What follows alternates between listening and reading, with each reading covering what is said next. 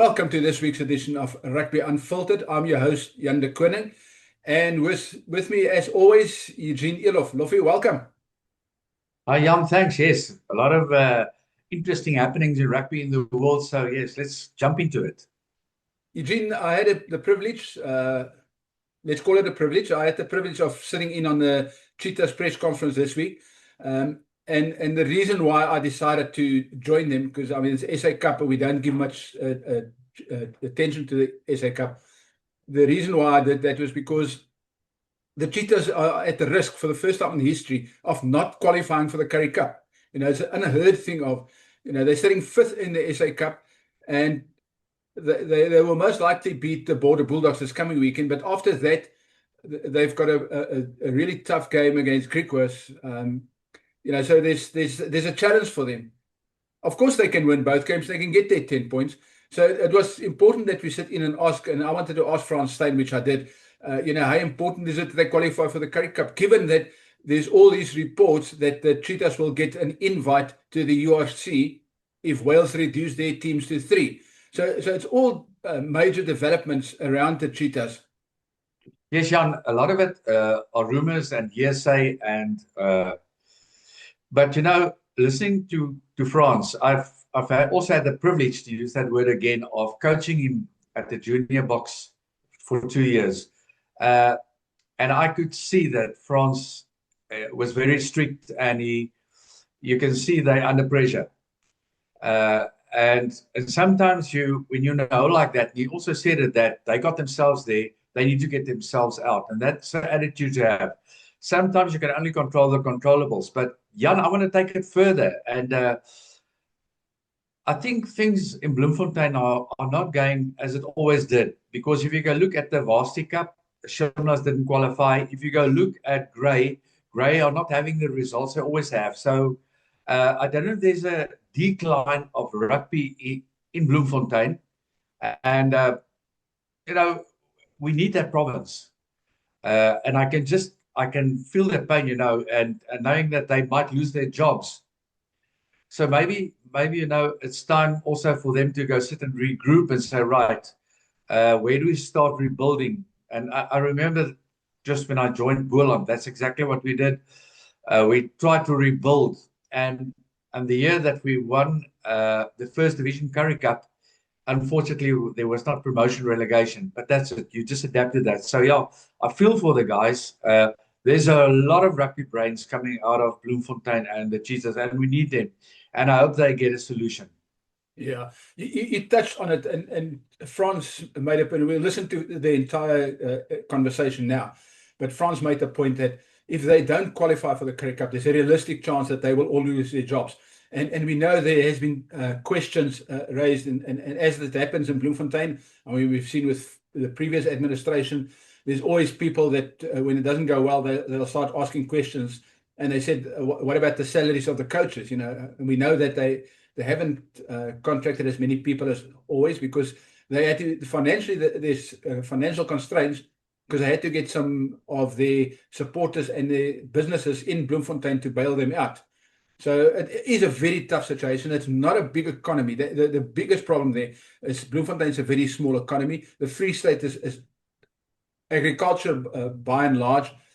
Kimberley is even worse, but at least they've got a community there that supports them, and they've got a benefactor that supports them.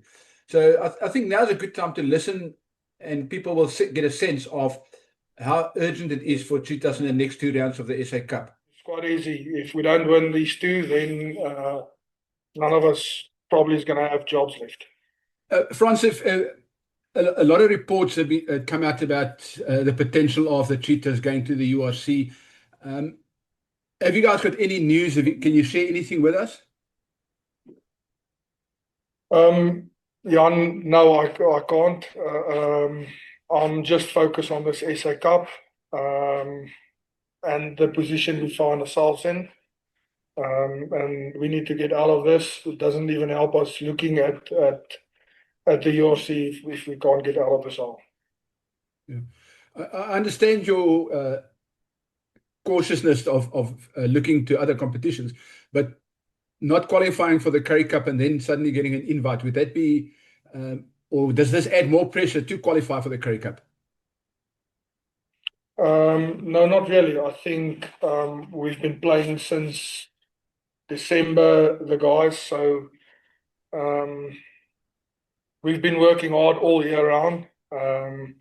So look, what must happen at the end must happen. I don't have any say in that. I don't have any say in who or how the Cheetahs gets into which competition.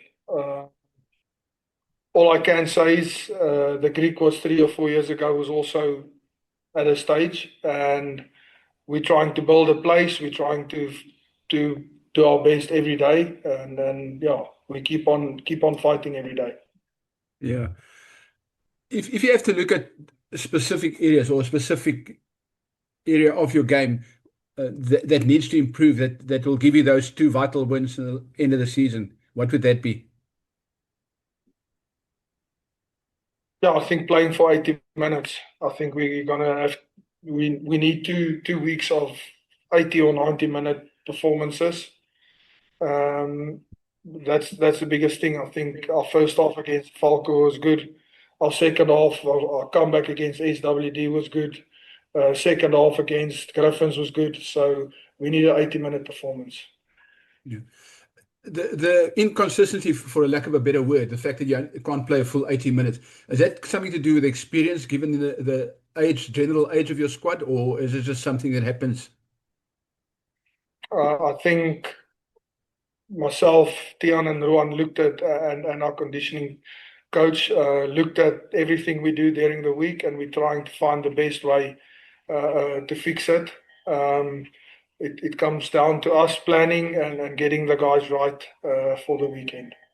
It's definitely not what we expected. Look, we need to look at ourselves, coaches wise, and the planning. It felt to me like we ran out of legs in the second half.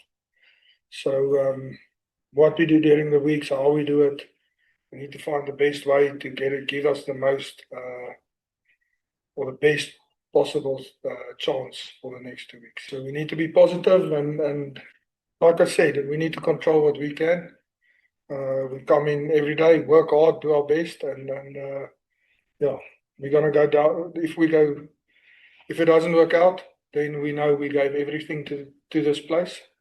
And those guys, all of the guys, the players, the coaches, everybody working here, we gonna do our best for the next 2 weeks. Yeah. Look, for us, we need to win too. That's the end of it all. We need to win. Questioning the guys' commitment to this place. I think the week before that they put up a massive shift against SWD. So coming back from that 10-point deficit, especially there, that field was horrible. The bus rides and everything. Coming back from there, it was a massive shift. So we as coaches, it's our job to fix this, and we will fix this. We're not the refs, and I feel sorry for the refs because I think the SA Cup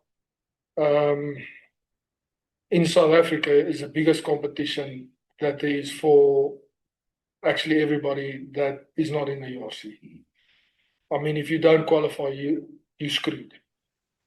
Okay, yes. So Ken, just listening to Frans, I think what needs to happen there is they need to go sit and do a strategic planning session and involve all the role players in terms of their sponsors, people that could, because Bloemfontein is also a rugby community, just like in Kimberley, and they could turn that around. I'm sure Frans and Ron and the guys can also turn it around in Bloemfontein. I really hope they do. But let's move on.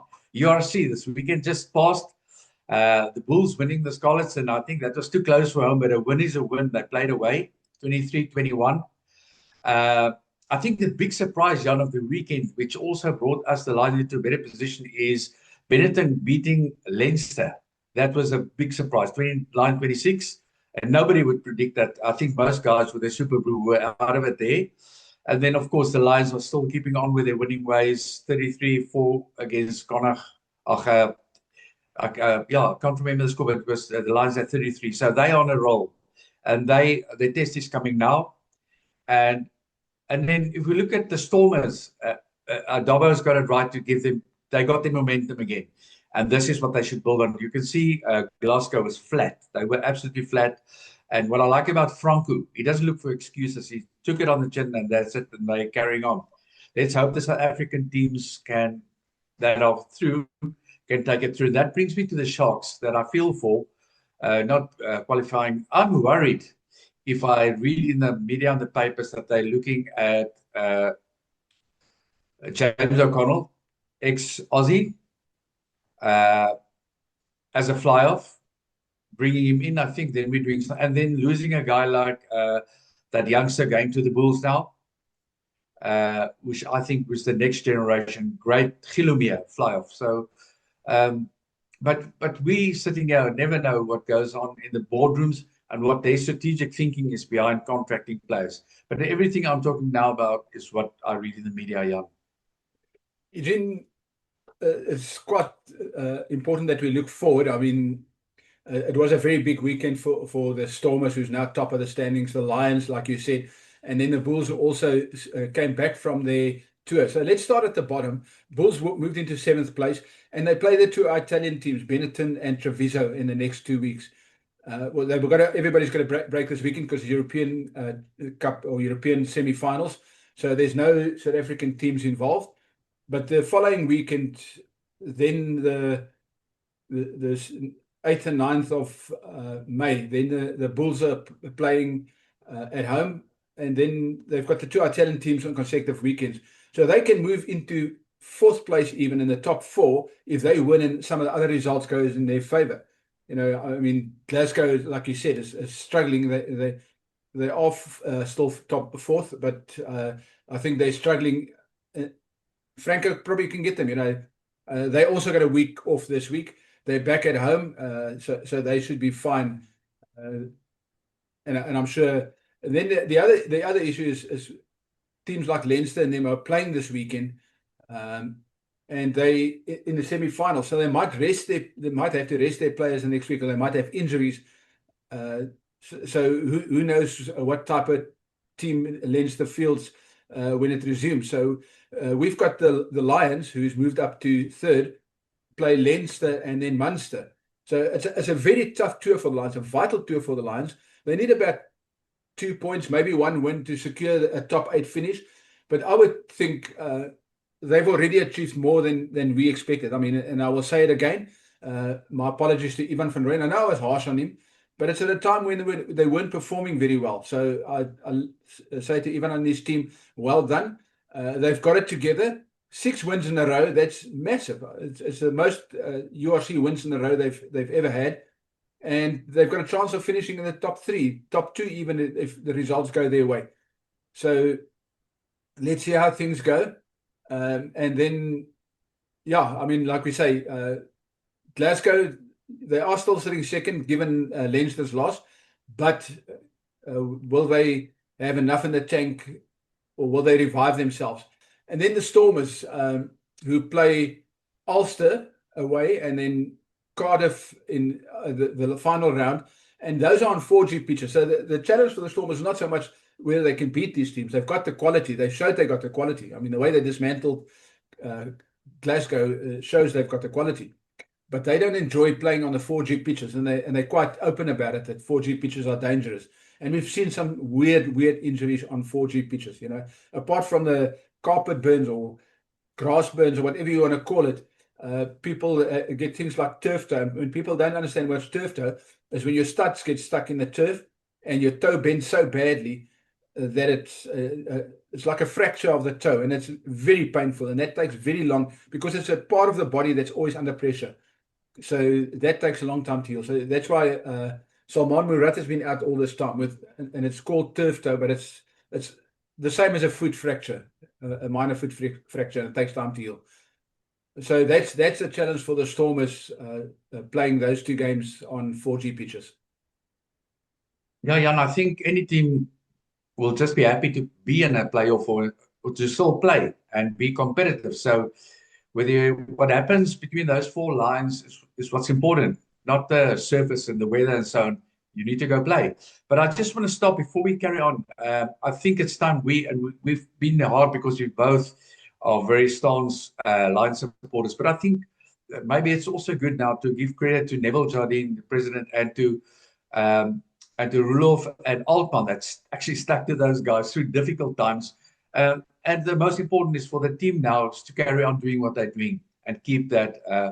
They've actually got a wonderful vibe out there. But Jan, we cannot finish this program today without talking schools rugby. After the Noordside, after the weekends had, and after the Wille Klaver. And I just want to end off to say, and it sounds like I'm repeating myself, we got incredible good school sides. And the margins between the so-called smaller schools and the big schools are getting less and less. And I mean, the final Boys Eye and Office was won by Office in the last minute of the game, just by a scrum. And I want to give credit to all the schools coaches. You can see those teams are really well coached. And the other side of the coin is there's a lot of criticism going on social media, LinkedIn, everything about, and what we discussed a few weeks ago was the health of the players because of injuries. And we mostly referred to concussion. But now there's also headmasters and there's guys that are pretty high up in the schools organization saying, but listen, we've lost the plot at schools level. It's become a business. It's not the fun enjoyment and so on. And it's only rugby at school, not the other sports. So maybe that will be an interesting angle for us to go look at whether it's worthwhile or they got a point saying, listen, but only rugby gets mentioned, not the hockey and the netball and so on. And that's probably they got a point. And maybe that's something that we can research on. But schools rugby in South Africa is so healthy. Eugene, I agree with you. We all look at the first teams and how they play, and we all hang our hat on those results. So yeah, maybe there is a flip side to this coin, and I think it's worth investigating it again. I mean, we've had the doc on before. Maybe we can get somebody on again, somebody different, or doc again, and put this viewpoint of Scuba, and maybe get somebody like Jake White who's had a clash with. I don't know if he'll speak out or whether he's willing to go public, but if we can get him, he's had this public encounter with a headmaster and their difference of opinion. So maybe that is, and I agree with you, maybe we can do that for next week. Great. Well, that's it here from us, from myself, Jan de Koning. Yes, Jan, thanks, man. Let's keep on supporting our schools, our provinces, and SA Rugby. We're really in a good place. And we actually forgot the under-20s, the competition in PE, where we gave the Pumas a good lesson. We played so well, and our test will be Sunday, I think, when we play Australia, because they and New Zealand were very close, met up. I think Australia was very unlucky not to win that game. So my goodbye is let's support the junior bokkies as well. Eugene, agree with you 100%. Next week we'll chat under-20 rugby, and we'll bring a good wrap of the tournament and see who's playing or how it stands. So until next week from myself, cheers.